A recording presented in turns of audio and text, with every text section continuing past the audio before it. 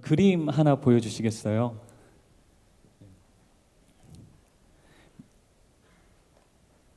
네, 아마 보신 분들도 많이 있을 거라 생각이 듭니다. 이 그림 안에 보이는 사람은 누구인가요? 한번 말씀해 주시면 감사하겠습니다. 네, 여인의 모습인데요. 보통 두 개의 모습으로 나타나게 되지요. 한 그 젊은 여인의 뒷모습과 아주 코가 매우 크신 한 노파의 그림, 이렇게 두 개의 모습으로 나타나게 됩니다. 다음 그림도 한번 보여주시겠습니까? 여러분들 이 그림을 보면 무엇이 보이십니까? 천사, 네, 천사만 보이시나요? 네. 천사와 함께 이상하게 생긴 악마의 모습도 보여지게 됩니다. 똑같은 그림인데요. 똑같은 그림을 보고 우리는 서로 다른 대답이 나올 수 있습니다. 관심사에 따라 보이는 게 달라지기도 하고요. 그리고 우리가 어떠한 것을 먼저 보는가에 따라서 때로는 젊은 여인의 뒷모습이 보여지기도 하고, 또 때로는 한 그 노파의 고개 숙인 모습이 보이기도 합니다. 천사의 모습이 보이기도 하고 악마의 모습이 보이기도 합니다. 군인들은 휴가 때가 되면 며칠 전부터 설레는 마음으로 전투화에 반짝반짝 광을 내고요. 그리고 전투복을 아주 현란하게 다리게 됩니다. 그래서 뒤에 전투복 상의의 뒷부분에 그 줄이 몇 개이냐에 따라서 또 부대의 특성이 달라지기도 하고요. 전투복 하의에 건빵 주머니가 튀어나오지 않게 하기 위해 또 거기를 실로 꼬매고 또 일자 바지로 줄여 입기도 합니다. 휴가를 그렇게 멋지게 차려입고 나오는데 나와서 일반인들이 보면, 특별히 친구들이 보면, 여자 동기들이 보면 어떻게 되는가? 군인들은 자세히 살펴보면서 아, 저렇게 칼줄을 다렸구나, 아주 물광을 반짝반짝 냈구나, 이렇게 이야기를 하지만 일반 시민들은, 또 여자 동기들은 그냥 똑같은 군인으로밖에 보이지 않는다고 하는 것이죠. 같은 것을 보더라도 관점과 관심사에 따라 다르게 볼 수 있습니다. 더 그것이 크게 부각되어서 자세하게 보일 수도 있고 그렇지 않을 수도 있습니다. 마찬가지로 같은 상황과 환경, 그 문제에 직면하게 되었을 때에 그것을 어떻게 바라보고 생각하는가, 그것을 어떻게 해석하는가, 먼저 무엇을 바라보는가에 따라 큰 차이가 나타나게 된다고 하는 것입니다. 어떤 상황이 어떤 문제에 직면하게 되었을 때에 그것을 어떻게 해석하는가, 그것은 매우 중요합니다. 그것에 따라서 그 사람의 가치관과 신앙이 드러나기도 하고요. 또한 그래서 인생은 해석이다라는 말도 있습니다. 이번 추석 때 집에 내려갔다 오게 되었습니다. 주말부터 연휴가 시작이 되었는데 여러분들도 아시는지 모르시는지는 모르겠지만 교역자들은 주말이 끼게 되면 보통 주말을 지나고 주일을 지내고 집에 내려가게 됩니다. 그런데 저희 교역자들이 새벽 예배를 이제 순번을 짜서 돌아가게 되어 있는데요. 월요일 오전 새벽 예배에 제가 걸리게 되었습니다.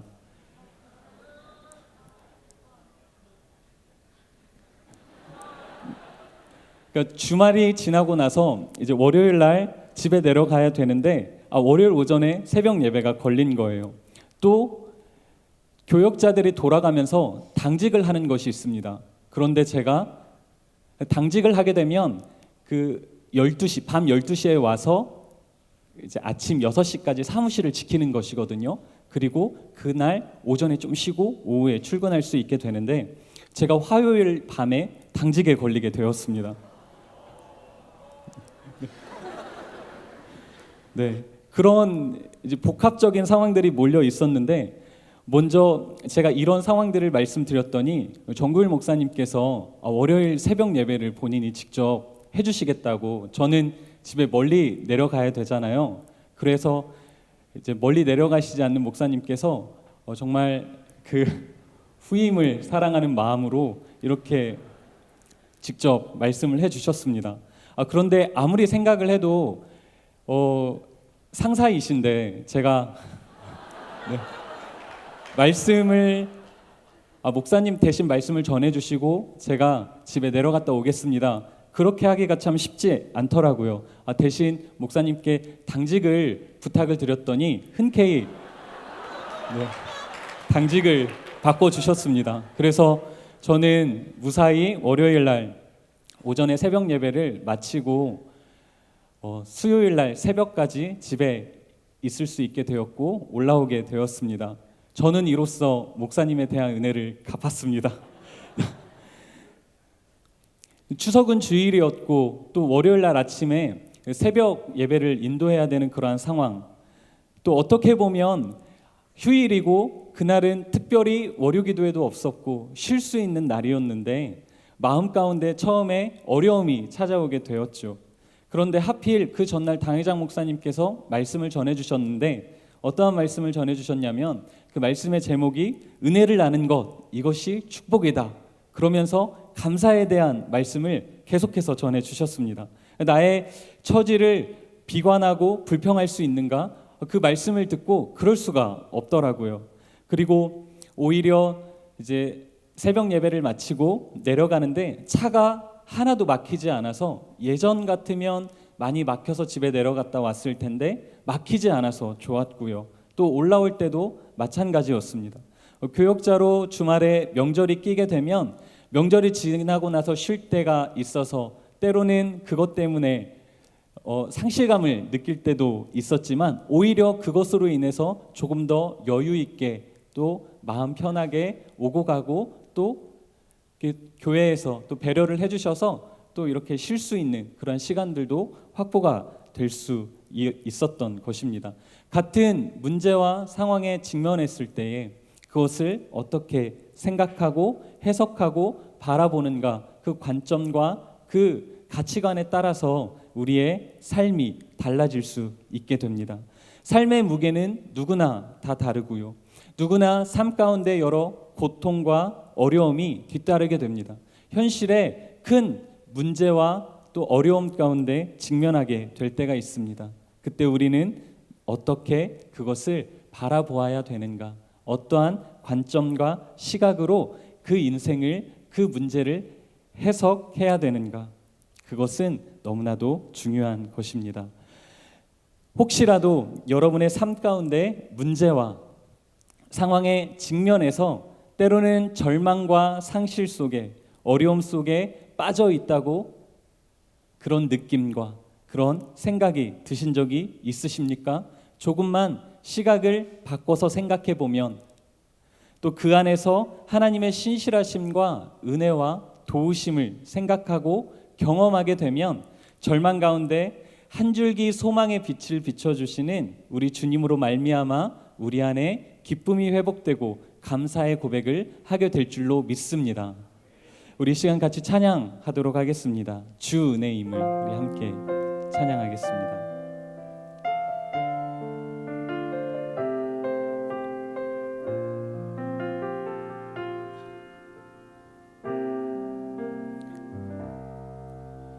주 나의 모습 보내 상한 나의 맘 보시네 주 나의 눈물 안에 홀로 울던 맘 아시네 주 나의 눈물 안에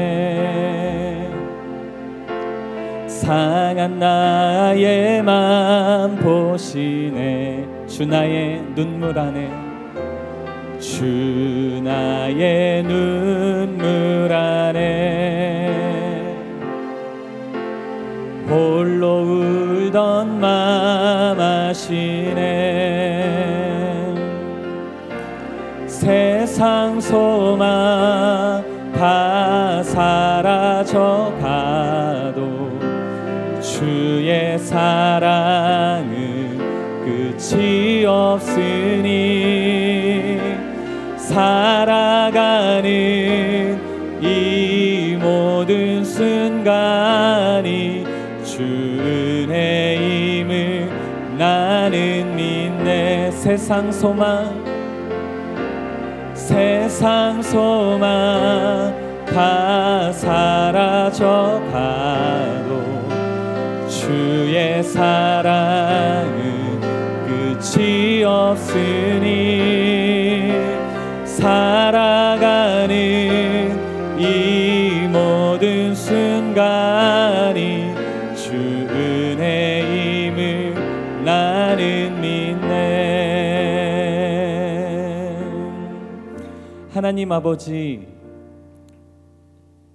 우리의 삶 가운데 찾아오는 여러 가지 어려움들과 고통의 무게 앞에서, 절망과 상실감 앞에서 우리의 시각을 바꾸고 또 우리의 관점을 하나님께로 향하고 우리의 시선을 주님께 올려드리며 하나님의 신실하심과 은혜를 생각하고 경험하는 이 귀한 시간이 될 수 있도록 은혜를 더하여 주시옵소서. 이 모든 말씀 예수님의 이름으로 기도드립니다. 아멘. 네, 요즘 20, 30대 젊은이들을 가리켜 에코 세대라고 부르고 있습니다. 에코 세대는요, 한국 전쟁 이후 1950년과 60년대 사이에 태어난 그 베이비 붐 세대의 자녀들을 가리켜 에코 세대라고 이야기를 하고요. 지금의 20, 30대 젊은이들이 바로 이 에코 세대입니다. 그런데 이 에코 세대를 에코 세대라 부르지 않고 에고 세대라고 많이들 부른다고 합니다. 에고 세대라고 부를 만큼 요즘 청년들의 삶이 녹록지 않다고 하는 것입니다. 예전부터 힘들다라는 이야기를 많이 했고요. 제가 20대를 보낼 때 그때부터 계속해서 점점 더 갈수록 더 힘들어질 거다, 많이 힘들다라는 그러한 이야기들을 해왔는데, 현재를 살아가는 우리들의 삶의 자리는 학업을 감당하기 위한 공부를 이제 하려고 하지만 그 학기마다 학자금으로 인해 계속 고민을 하게 되고, 생계형 알바를 하지 않으면 안 되고, 또 취업난 등으로 또 여러 시험을 준비하는 그 가운데 앞으로 인생에 대한 불확실감을 가지고 있고 두려움과 절망의 현실이 우리 앞에 놓여져 있습니다. 어제 SNS를 잠깐 보다가 우연찮게 22년 전과 현재 취업 준비생의 스펙 비교를 이제 보게 되었습니다. 혹시 그림 띄워주실 수 있으면 띄워주시면 좋겠는데요.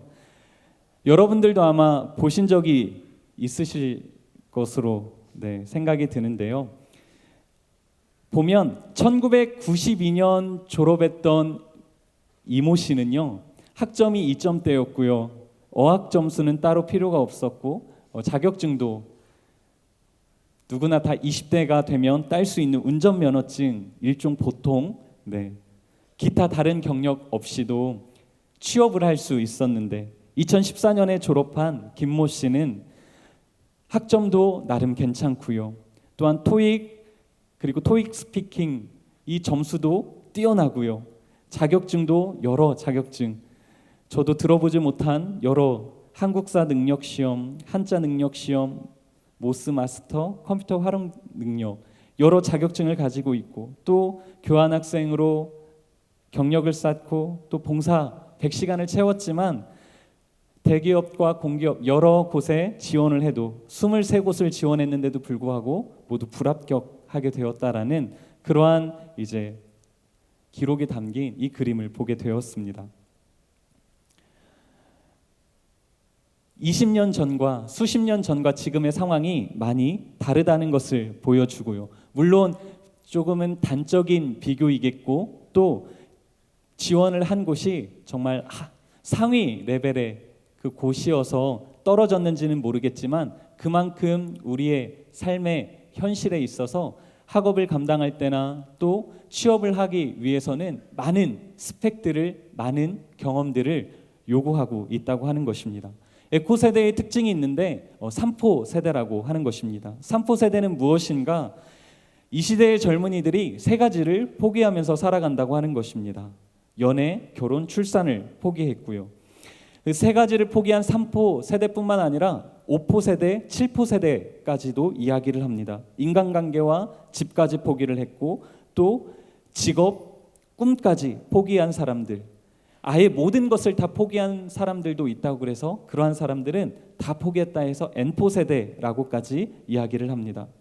한 교수가 학생들에게 수업 시간에 이런 이야기를 했다고 합니다. 요즘 젊은이들은 왜 현실에 안주하려고 하는지 모르겠다고. 애플의 스티븐 잡스나 마이크로소프트의 빌 게이츠를 보라고. 자기 집 차고에서부터 시작해서 이런 세계적인 기업을 만들지 않았냐고. 너희들도 한번 도전해보라고. 너희들도 할 수 있다고. 그러자 한 학생이 옆에 있는 학생에게 이렇게 이야기를 하죠. 차고라고? 우리 집에는 차고 같은 거 없는데. 그러자 옆에 있는 다른 친구가 이렇게 이야기합니다. 차고는 무슨, 차도 없는데. 그러자 또 다른 옆에 있는 친구가 차는 무슨, 집도 없는데. 이런 이야기를, 재미있는 이야기로 준비를 했으나 뭔가 제가 웃고는 있으나 웃지 못하는 뭔가 씁쓸한 그런 이야기를 담고 있습니다. 그뿐만이 아니라 요즘은 군대를 가려고 해도요. 저는 대학부를 담당하면서 이제 우리 교구 지체들을 만나면서 알게 되었습니다. 군대를 가는데 형제들이 저희 때만 해도 그냥 갈 수 있었거든요. 지금은 재수를 한다고, 삼수를 하고 심지어 5수, 6수, 7수까지 해야 된다라는 이야기를 들었습니다. 그래서 대학부 안에도 올해 초에 군대를 가려고 이제 연말에 직분을 감당했으면 좋겠다고 전화를 했는데 제가 내년 초에, 그러니까 올해 초죠. 군대를 가야 되기 때문에 직분을 감당할 수 없다고 직분을 거절했는데 10월이 된 지금도 이렇게 뉴송 예배 같이 드리고 있고 그룹원으로 팀원으로 있는 그 지체들, 그 형제들이 있을 수 있다고 하는 것이죠. 아마 여러분들 혹시 그 팀들 가운데 그런 형제들이 있다면 위로해 주셨으면 좋겠습니다. 힘내고 올해가 가기 전에 꼭 군대를 가라고. 여러분들 군대를 빠른 시간 안에 갈 수 있기를 간절히 바랍니다. 이 군대를 재수하고 삼수하고 오수하고 육수하고 얼른 가라는 것이 축복과 격려의 인사가 될 줄은 정말로 생각하기도 어려웠던 것입니다. 제가 신학교에 다닐 때 채플 시간에 한 목사님께서 이런 말씀을 해주신 적이 있습니다. 예전에 그 목사님 세대들, 그러니까 자신들이 목회할 때는 목회 임지도 많고 또 교회가 더욱더 부흥하고 예수님을 믿는 성도들이 더욱더 늘어나는 시기였기 때문에 목회를 감당하는 것이 또 목회 임지로 나아가는 것이 참 쉬웠었다고, 그리고 많은 기회가 있었다고. 그래서 자신들은 어떻게 보면 첫 차를 탄 사람들이라고. 그런데 요즘에 이제 저를 포함한 여러분들이 목회할 때는 자리보다 사람 숫자가 더 많아지고 또 교회 성장은 조금씩 정체되고 목회는 갈수록 점점 더 어려워질 것이라고 말씀을 해주셨던 적이 있습니다. 그래서 여러분들은 이제 막차를 탄 사람들이라는 그러한 말씀을 전해 주셨었습니다. 근데 그 말씀을 제가 들은 지가 10수년이 지났거든요. 그런데 지금도 그러한 삶의 모습들은 때로는 우리의 무게들을, 또 우리의 삶의 현실들을 짓누르기도 하죠. 녹록지 않은 삶의 모습들, 그 구체적인 상황들은 우리의 삶의 자리마다 다 다르지만 그 녹록지 않은 삶의 현실 앞에 우리는 마주하게 됩니다. 그 삶의 무게는 다 다르지만 누구나 다 그 무게를 견디는 것이 때로는 힘들고 포기하고 싶고 절망에 빠지고 합니다. 그리고 그 절망과 고통의 시간이 지속되고 횟수가 거듭이 되면 이 절망이 학습되기도 한다는 것이죠. 절망과 고통이 우리의 내면에 그리고 우리의 삶의 학습이 되어 이제는 하나님을 바라보지 못하고 우리가 담대하게 믿음으로 나아가지 못하고 상황과 환경에 매이게 된다고 하는 것입니다. 학습된 절망의 상태. 코끼리를 이제 조련하는 사람들은요, 코끼리를 길들이기를 할 때 코끼리가 힘이 세잖아요. 처음에는 굵은 밧줄로 묶어 놓아야 된다고 합니다. 그렇지 않으면 코끼리가 이제 힘을 줘서 그 밧줄을 풀 수 있기 때문에 아주 굵은, 코끼리가 아무리 힘을 써도 빠져나올 수 없는 그런 밧줄을 사용해서 묶어 놓는다고 합니다. 하지만 시간이 지나면 코끼리가 그 줄을 이제 끊을 수 없다, 이런 확신이 코끼리 안에 생기게 되고, 그것을 알게 된 조련사는 이제는 그 굵은 밧줄 대신 새끼줄을 묶어 놓는다고 합니다. 그 새끼줄을 묶어 놓을 때 코끼리는 그것을 끊을 수 있는 그러한 힘이 있음에도 불구하고 그것을 끊을 생각을 하지 않고 불가능 것으로 포기하고 이제는 그 삶에 그 묶여 있는 그곳을 맴도는 그러한 길들여진 코끼리로 살아가게 된다고 하는 것입니다. 우리 주변에 있는 사람들은 우리들을 향하여 여러 이야기들을 건넵니다. 세상에서는 우리들을 향하여 여러 말들을 건네는데, 내가 그거 해봤는데 그거 안 돼, 그거 해봤자 소용없어, 내가 이거 다 준비해봤는데 그거 안 돼, 이런 절망의 소리들을 우리는 많이 듣게 되죠. 한 요즘에 뜨고 있는 유명한 소설가는 그래서 우리가 그러한 헛된 소망, 헛된 희망을 벗어버리고 비관적 현실주의로 살아가라 이야기를 합니다. 그 말에 조금은 저도 글을 읽으면서 공감이 되었지만 그것이 요즘 세대들에게 강력하게 어필이 되고 공감이 되고 있다는 것에 되게 마음이 아팠습니다. 그 말 자체가 비관적이고 또한 현실에 매여 있는 그러한 삶인데, 그것을 이렇게 잘 포장하고 또 우리의 감성 근육을 키우고 또 다른 사람들과 다른 나 자신의 삶을 살아가라고 이야기를 하면서도 그 말 가운데 비관적 현실주의라는 그 말 가운데 우리의 삶으로 하여금 소망을 꿈꿀 수 없게 만들다고 하는 것입니다. 하나님을 사랑하는 것이 제일 중요하다는 것, 믿음을 잘 지키고 살아가는 것이 제일 중요하다.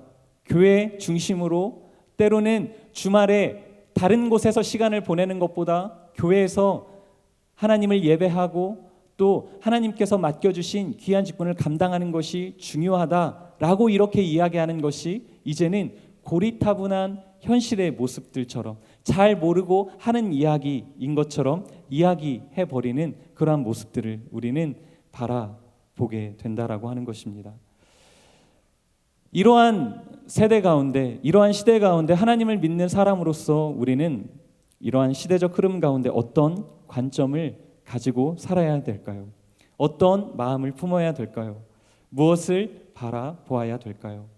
우리는 룻기의 이야기를 같이 읽었습니다. 성경판 신데렐라 이야기, 믿음 좋고 성품 좋은 며느리 룻이 시어머니 나오미를 떠나지 않고 의리와 신앙을 지켰고요, 보아스라는 아주 좋은 사람을 만나게 되어 잘 먹고 잘 살게 되었다라는 그런 해피 엔딩의 이야기로 우리는 잘 알고 있습니다.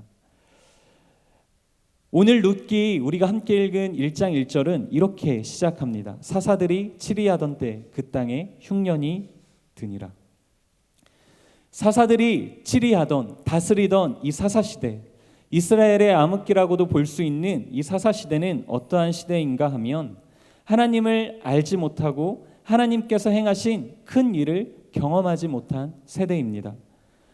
사사기 2장의 말씀을 보면 그래서 이 사사시대의 그러한 시대상에 대해서 나타나는데요, 이제 여호수아가 이스라엘 백성들을 이끌고 가나안 땅으로 들어오게 되어 하나님께서 약속하신 그 땅을 차지하게 되었지요.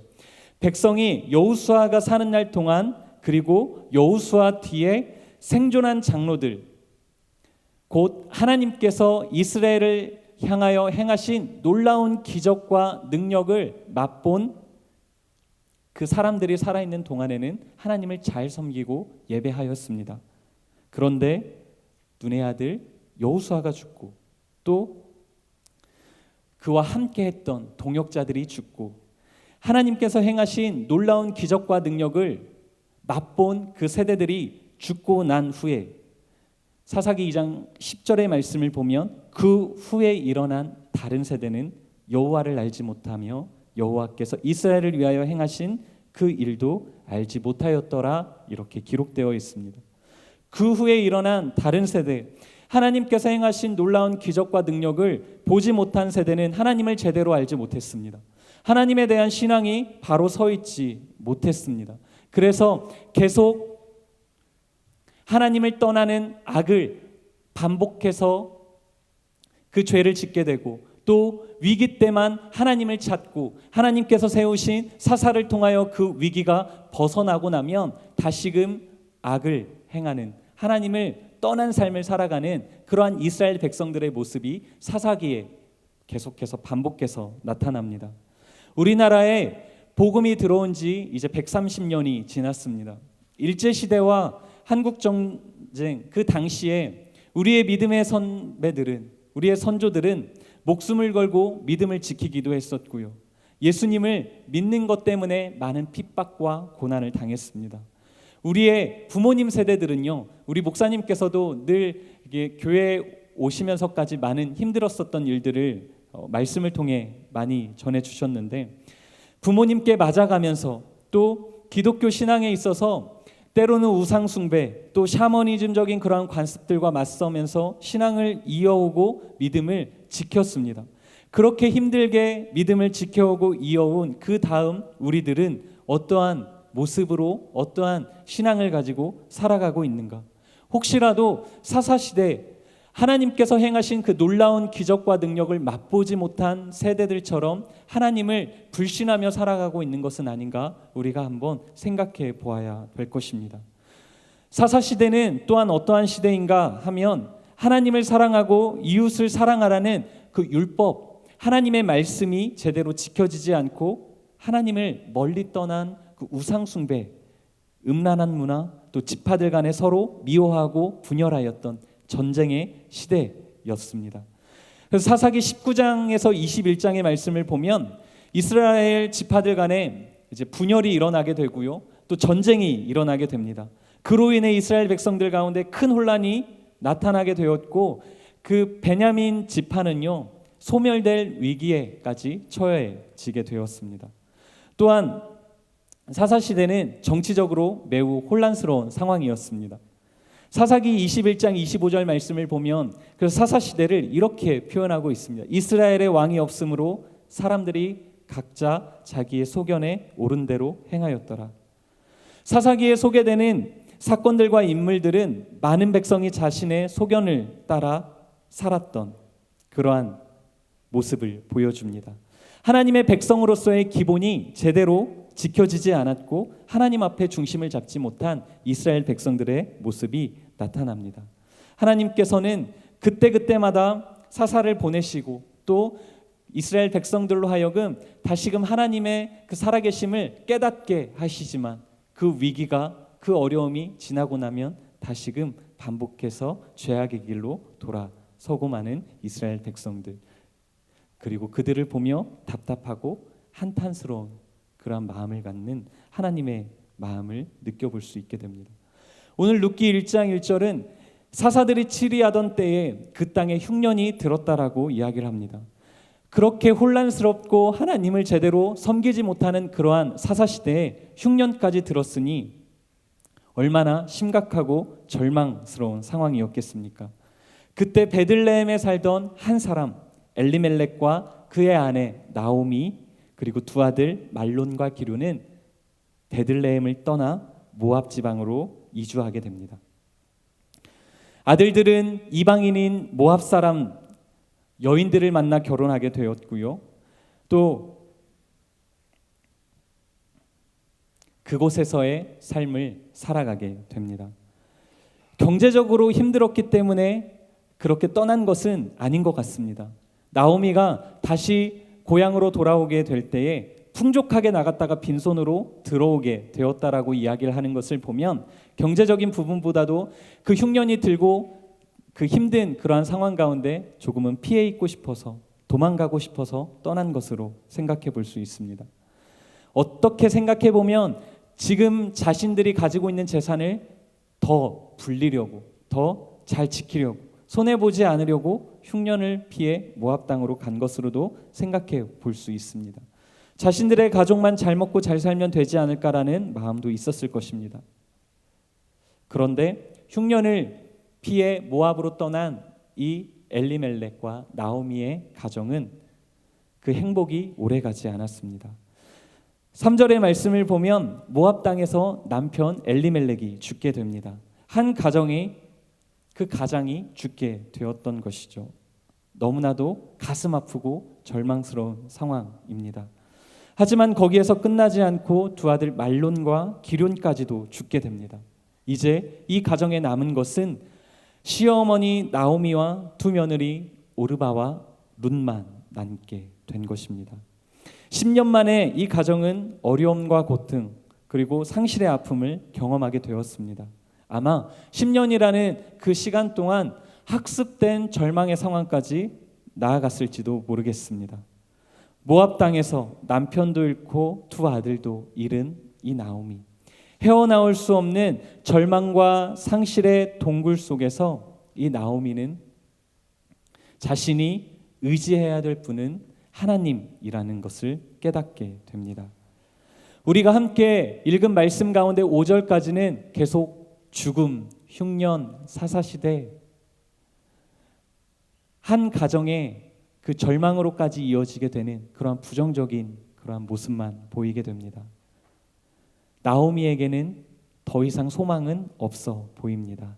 하지만 6절의 말씀을 보면 하나님께서 자기 백성을 돌보시고 그들에게 양식을 주셨다 함을 나오미가 듣게 됩니다. 베들레헴에 있을 때에 하나님을 예배하고 또 은혜 받았던 경험, 살아계신 하나님을 만났던 경험, 그 시간들, 하나님께서 자신의 백성을 돌보시고 버려두지 아니하신다라는 그 소리가 나오미에게는 많은 의미를 담고 있었던 것이죠.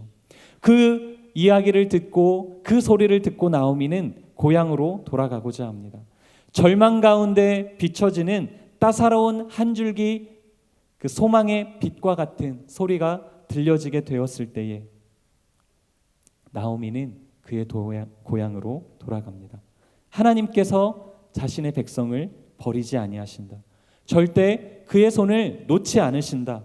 절망 가운데도 붙잡아 주신다. 은혜를 베풀어 주신다. 그 말씀을 의지하여 나아가고 있는 것입니다.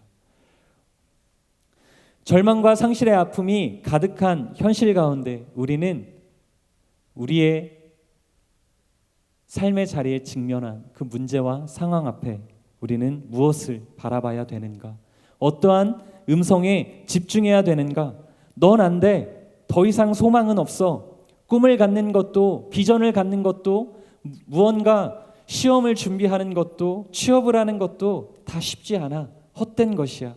우리는 3포 시대인데, 7포 세대인데 이 세상에 이러한 소리들에 우리가 귀를 기울일 것인가? 아니면 하나님께서는 자기의 백성을 버리지 아니하신다. 선한 목자가 되어주신다. 그의 손을 놓지 않으신다. 라는 그 언약의 말씀, 은혜의 말씀, 사랑의 말씀인가?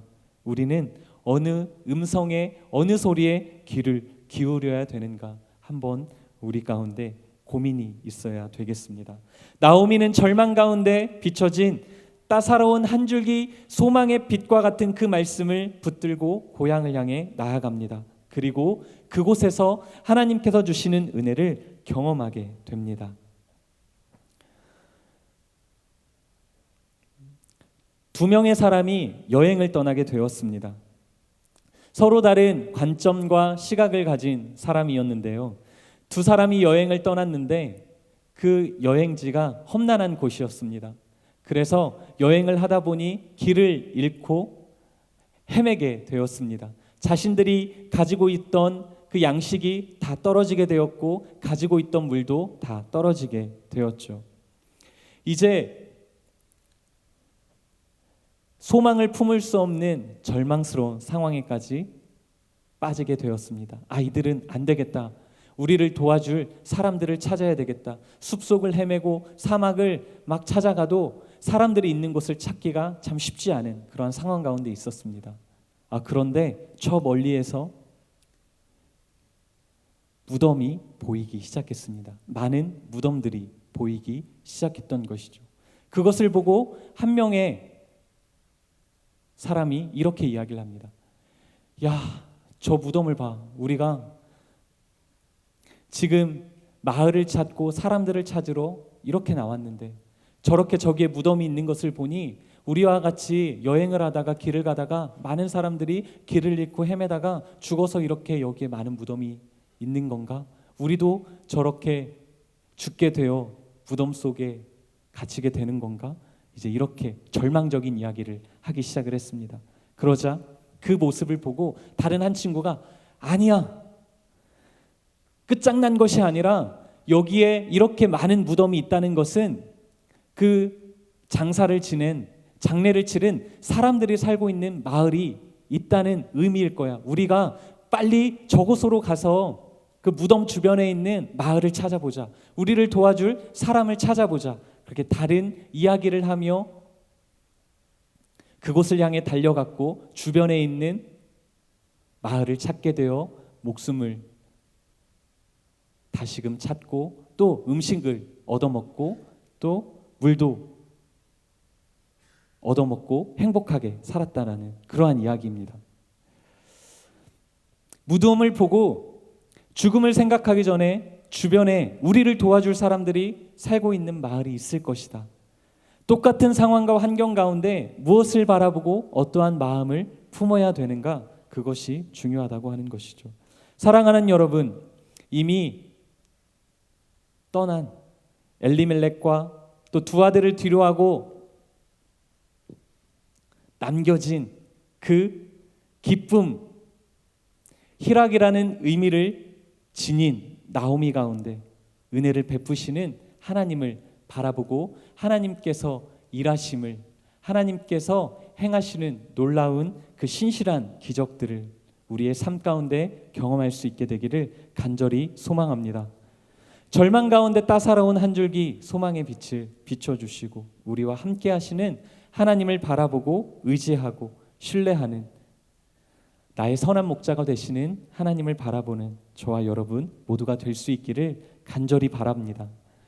무엇을 바라보는가, 어떠한 관점을 가지고 우리가 우리의 삶의 문제들을 인식하고 해석하는가, 그것은 너무나도 중요합니다.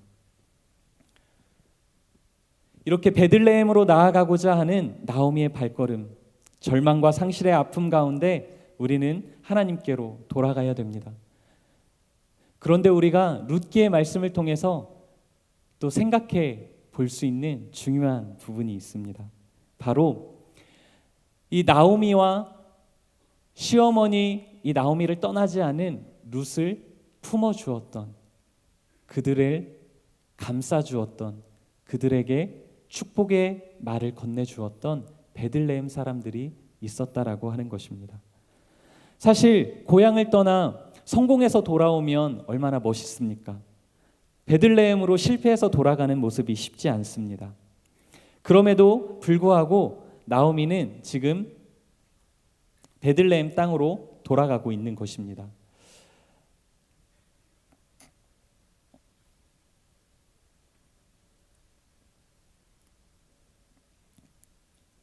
그러한 상황임에도 불구하고 베들레헴 사람들은 그 10년이 지나 고향을 떠났다가 다시 돌아오는 이 나오미와 그의 며느리 룻, 절망과 상실 가운데 다시 돌아오게 되는 그러한 상황, 축하받을 상황도 아니었고 환영받을 만한 상황도 아니었는데 베들레헴 사람들은 나오미와 룻을 반갑게 맞이합니다.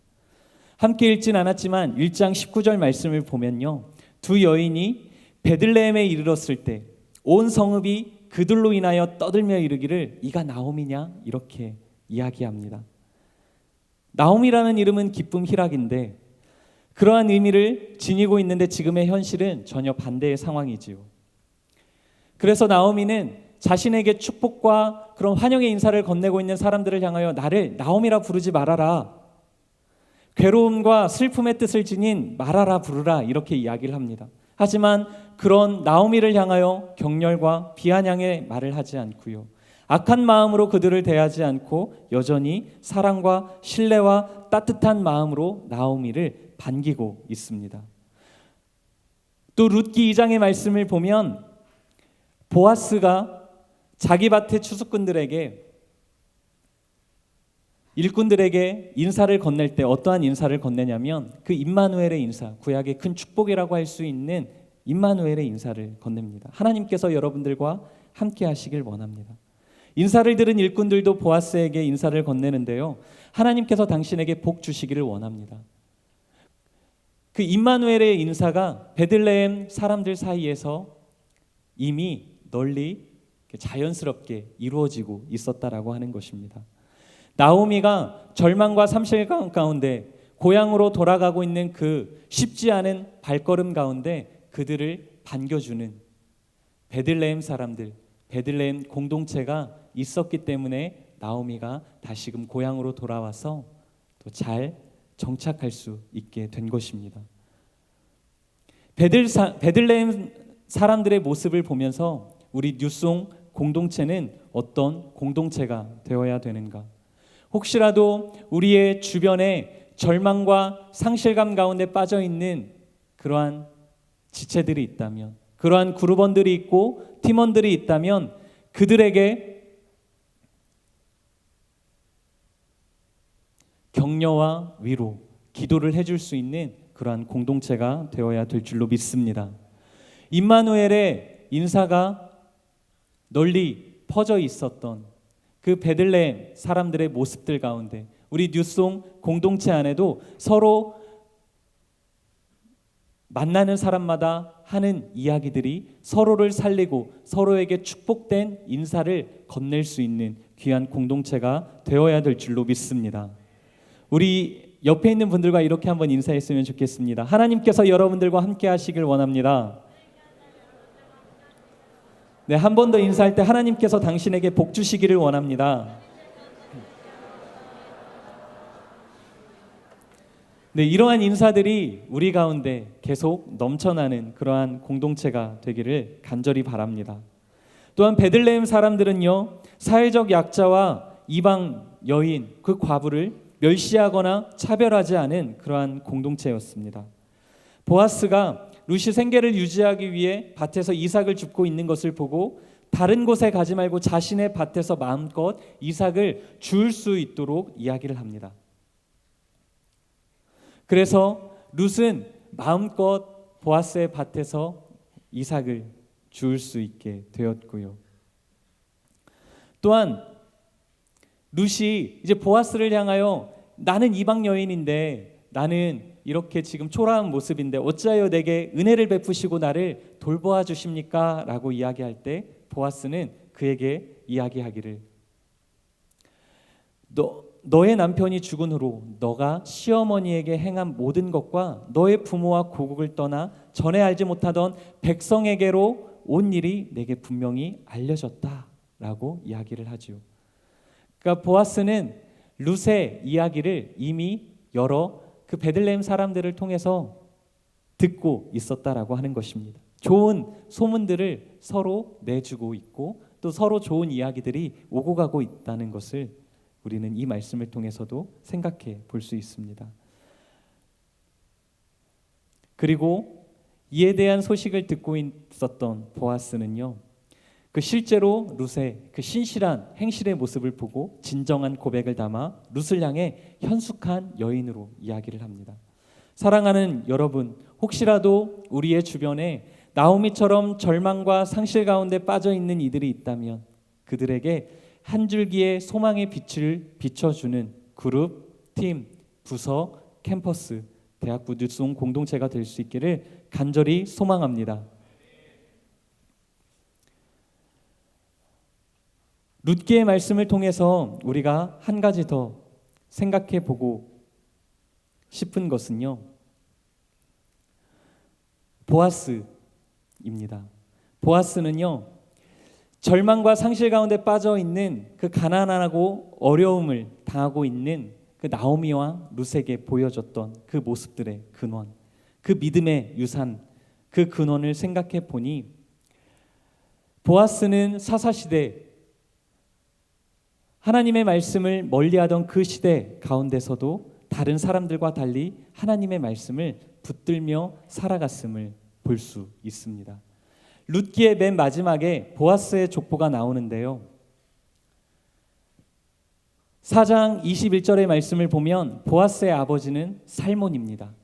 그리고 살몬은 보아스를 낳았고 보아스는 오벳을 낳았다라고 기록이 되어 있습니다. 근데 마태복음 1장 5절에도 보면 보아스에 대한 족보의 이야기가 나오는데요. 마태복음 1장 5절 말씀입니다. 살몬은 라합에게서 보아스를 낳고 보아스는 룻에게서 오벳을 낳고 오벳은 이새를 낳고.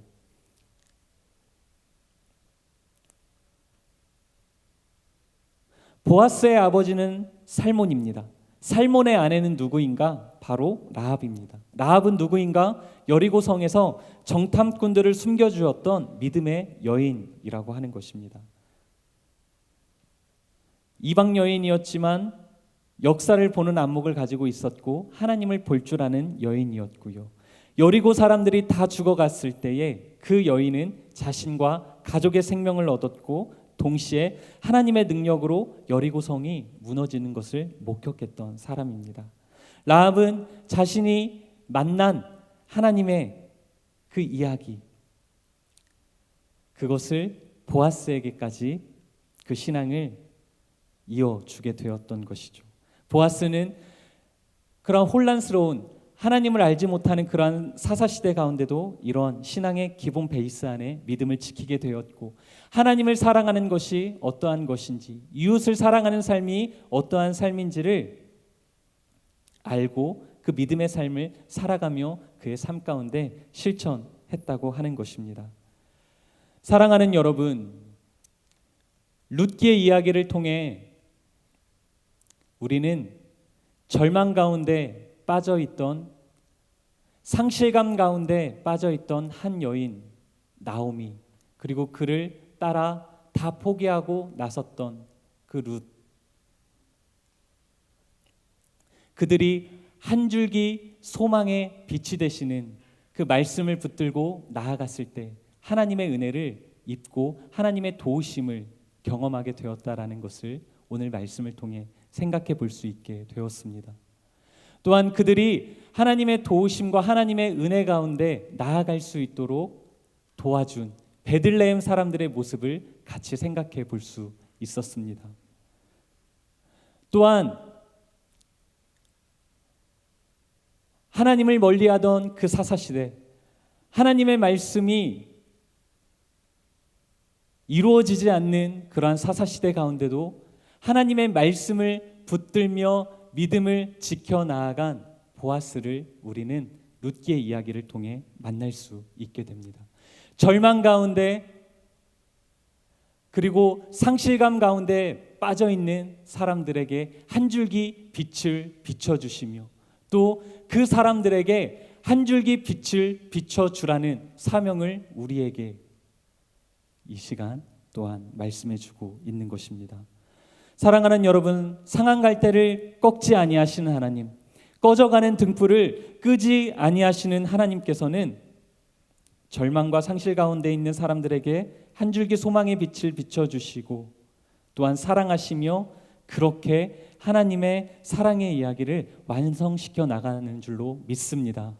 그리고 그 소망의 이야기, 그 한 줄기 빛의 이야기는 어디에까지 이루어지게 되는가? 다윗으로까지 이어지게 되고 또한 온 인류를 구원하신 예수 그리스도에게까지 이어지게 된다고 하는 것입니다. 저의 삶도 돌아보면 때로는 절망과 상실감 가운데 빠질 때가 많이 있었습니다. 하지만 그때마다 하나님께서는 하나님의 은혜를 경험하게 해주셨고 하나님의 그 인도하심을 깨닫게 해주셨습니다. 절망 가운데 저의 삶 가운데도 따사로운 한 줄기 소망의 빛을 비춰주시는 그 은혜를 경험할 수 있게 해주셨습니다. 그 빛의 모습은 다 다릅니다.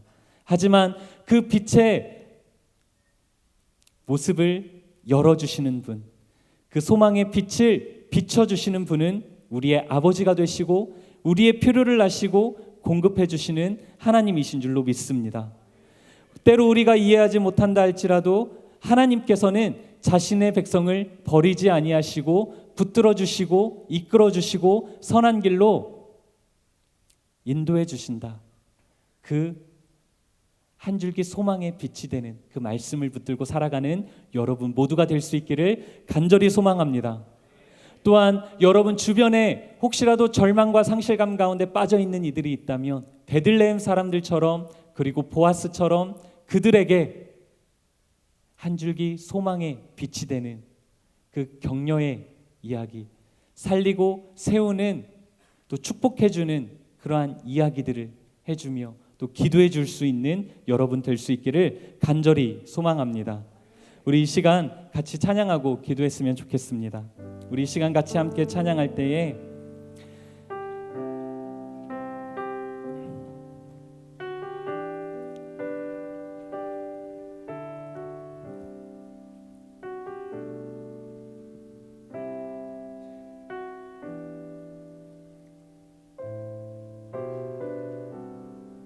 때로는 우리는 절망과 상실감 가운데 살아가지만 우리의 그 큰 고통의 무게와 현실 앞에 우리를 도와주시고 우리를 이끌어 주시며 주님의 능력으로 우리를 새롭게 해주시는 하나님을 생각하며 우리 주님을 생각하며 우리 함께 찬양하기를 원합니다.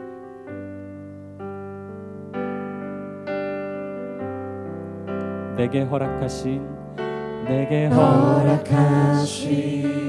시련을 통해 나의 믿음 더욱 강하게 자라나고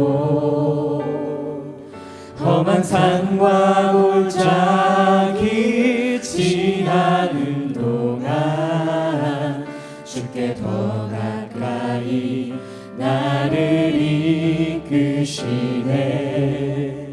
내가 겪는 시험이 어렵고 힘겨워도 내 주님보다 크지 않네. 내 앞에 바다가 갈라지지 않으면 주가 나로 바다 위 걷게 하리. 나는 믿네. 주의 능력으로 내 삶 새롭게 되리. 나는 믿네. 주의 능력으로 담대히 나가리라. 주와 함께 싸워 승리하리라. 날마다 믿음으로 나 살아. 나는 믿네.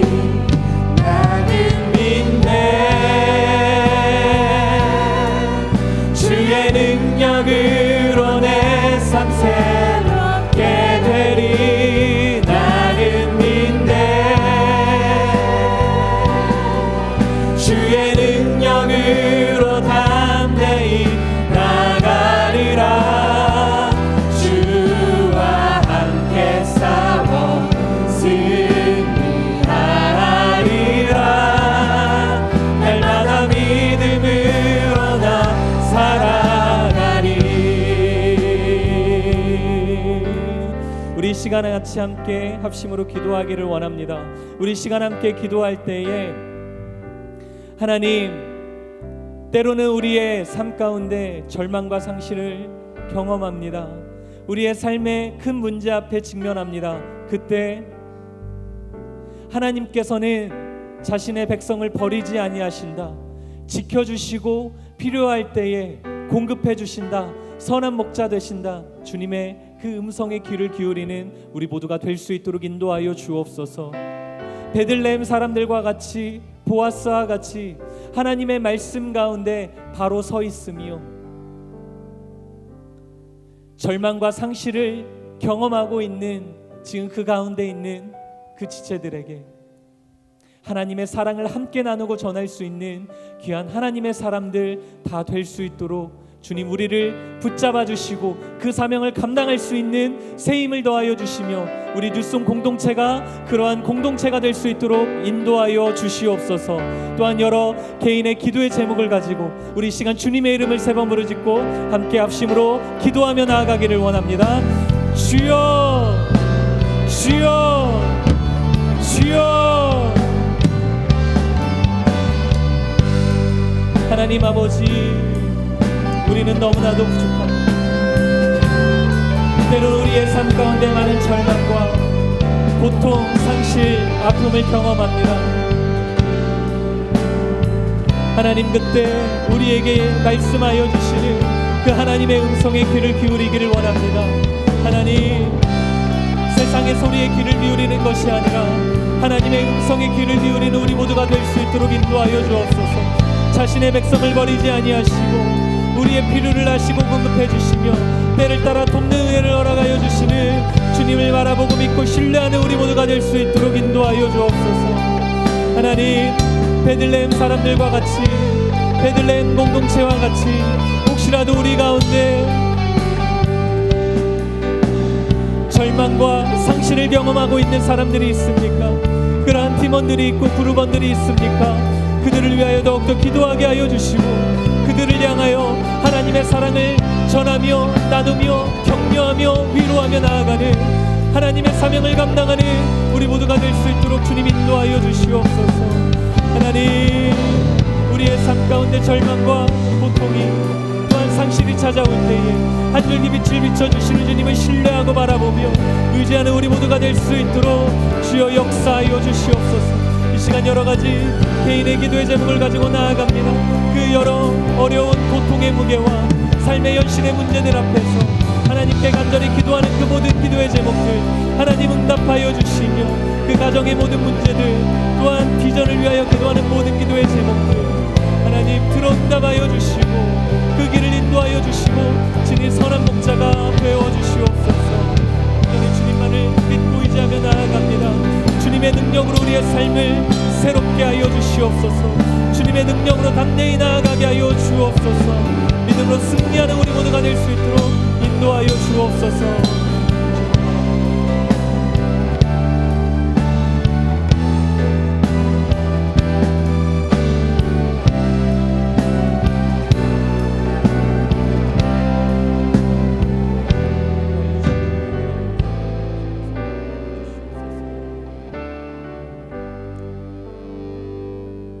하나님 아버지,